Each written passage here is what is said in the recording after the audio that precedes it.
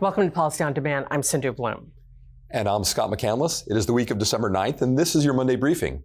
We are 22 days out from the end of 2024, 42 days out from President-elect Trump's inauguration, and Congress is in the second of 3 weeks of a lame duck session.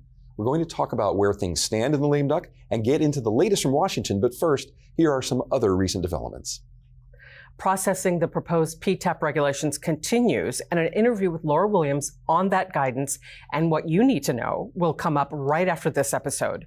We'll also have more on the final regulations on Section 48 energy credit, also known as the investment tax credit. We're hearing that the final Section 987 regulations on foreign currency translation may come out soon. There's also been conversation about what new information the government will seek under a modified Form 6765, the form used for claiming credit for an increasing research activity. And an episode on that topic airs on Tuesday. President-elect Trump is nominating former Missouri Congressman Billy Long as the next IRS commissioner. And the IRS has extended the comment period for proposed CAMT regulations from December 12th to January 16th. Scott, a lot going on and no doubt more to come. And we're going to talk about the lame duck session and the status of things with none other than Todd Metcalf. Todd, welcome. Thank you for having me. So please do talk about the status as well as the extension and what that would look like and what the significance of that is. I know that was 4 questions in one. Well, I mean, Congress in the lame duck session, well, first, there's a reason they call them lame duck sessions. They're typically kind of lame. And this one actually promises to be probably relatively lame. But they have one thing that they have to do, and they have to fund the government. Government funding expires December 20th, so they've got a couple weeks to figure things out. There's been lots of conversations about, well, do we try to fund the full year? Do we fund the full year for some departments but not others? And it seems to me that the sort of least common denominator place where at least it looks like they're going to land is funding from now until March. So not quite 6 months, but 4 or 5 months into next year. So they'll kick the can down the road once again into the halfway point of the fiscal year. So that looks like where things stand today. But obviously they've got 2 weeks. They may change their minds and do some other variation on that. But they do have to get it done by the end of next week. We've talked in other episodes about the nomination of Scott Bessent to be Treasury Secretary. Could you add a little color based on what we know about him and what we know about the administration as to what role he might play in helping with the extensions of TCJA or maybe some of the other of President Trump's tax proposals?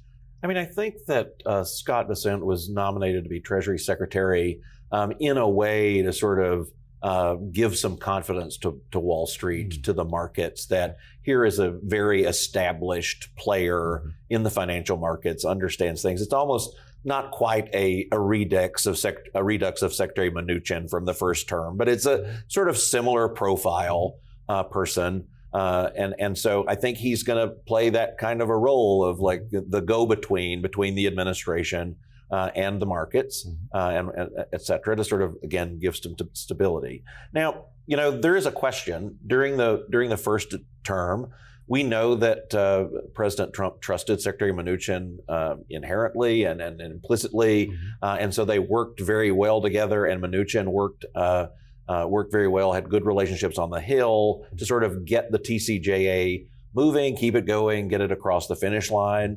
President Trump this is his 5th year rather than his first year. And so he probably has some more confidence. Maybe he doesn't necessarily think he needs Secretary Bessent to sort of guide him or the administration through this process.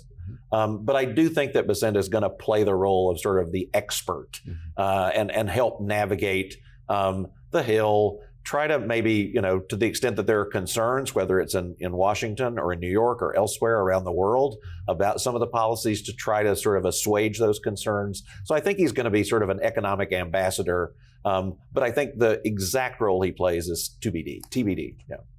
All right, so let's turn to 2025, one of our favorite topics here. Senate Republicans have a strategy to propose 2 budget reconciliation bills, whereas Ways and Means Chairman Jason Smith wants to pass a single budget reconciliation bill. So how do you resolve this? And what does that mean for tax legislation in 2025?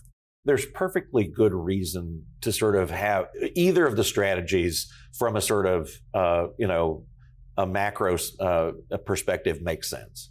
On the one hand, I think Senator Thune, and with his idea of having two reconciliation bills, was more about, well, let's put some quick points on the board. Let's go for the issues like immigration, like border enforcement, et cetera, defense, permitting, things to sort of get the process of maybe increasing energy exploration, et cetera. Let's move those things down the road more quickly. So let's score some easy points. Let's also maybe tackle a bill that could reduce the deficit, because they're talking about like sort of eliminating some of the student loan benefits, et cetera, that could raise money or at least reduce spending and therefore improve the deficit picture. So maybe that helps with the more restive Freedom Caucus folks who get concerned about too much spending, et cetera. So sort of have some quick wins with that first bill. And then let's move on to perhaps the more complicated bill, which is tax, because you have not just the TCJA extensions, but you've got the proposals that President Trump outlined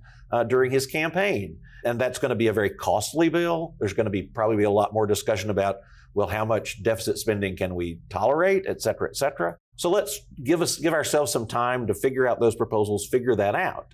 The challenge is, those of us who work on the Hill, the promise of a second bill is the most illusory promise in the legislative lexicon.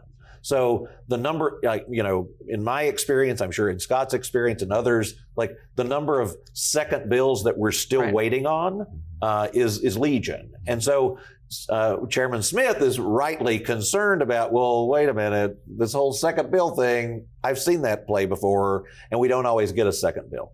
I think that concern may be a little bit overstated here if we're talking about the tax stuff, because we know that they have to do whatever they can to avoid that foot fault or that self-inflicted wound of allowing tax increases to take effect on January 1, 2026. So I think there's the concern about there not being a second bill might be a little overstated, but I understand why there would be this desire to say, well, let's just do one big thing. Right. But there's also the problem on the one big thing that we saw with Build Back Better. Build Back Better, they were going to, you may recall, they were going to solve all the world's problems in one reconciliation bill. First, it took forever. Second, they ultimately couldn't agree on all the world's problems they were going to solve, and we ended up with a much smaller bill in the end. So sometimes the one bill strategy also is not effective. But there's merits on both sides. They just have to work those things out. Todd, finally, we're coming to the end of the current Congress, as well as the end of the current administration. And as we think about turning that page, what are some actions that companies might consider? We have a new administration. There were a lot of ideas that were posed on the campaign trail there, and not just in tax. There's lots of, other areas from energy to infrastructure to immigration, the list, crypto, the financial markets, all these, there's lots of stuff going on. And obviously, companies are in all of those sectors, and they're going to have to monitor all of those changes. And let's face it, this president, in running for re-election, has promised big changes, transformative changes. And while I think maybe on the tax front, they have to pay attention, they have to keep their eye on the ball, I think the bigger changes that they're going to confront are going to be beyond tax. Tariffs, that's a form of tax, but it's not. It's more trade than tariff. They have to pay attention to that. That's something that the president-elect has continued to reiterate, his commitment to leverage the tariffs as a negotiating tool and beyond to change behavior. The regulatory space could be changed dramatically, and not just in tax. I think there are going to be a lot of regulations in the tax space and elsewhere that are going to be unwound or modified, or to the extent they can. The Congressional Review Act is going to be used liberally, probably at the beginning of the next Congress. But this is a dynamic environment across a wide range of areas. So I think that companies just have to keep monitoring. And I know it sounds like you got to monitor everything, but the reality is that's the reality, because we're just dealing with a different dynamic than we've seen previously. Sure. Makes sense. Great advice as always, and great insights. Todd, thank you so much for being with us. Thank you for having me. In this email, look for links to our most recent Week in Review with Pam Olson and a special episode with Chairman Dave Camp. You'll also find links to register for 3 upcoming tax readiness webcasts, including one Tuesday on Pillar 2 actions to consider now. A programming note that next week will be our last Monday briefing of 2024, unless that is there's something critical that comes up. Thank you as always for joining us, and we hope you have a great week. Take care.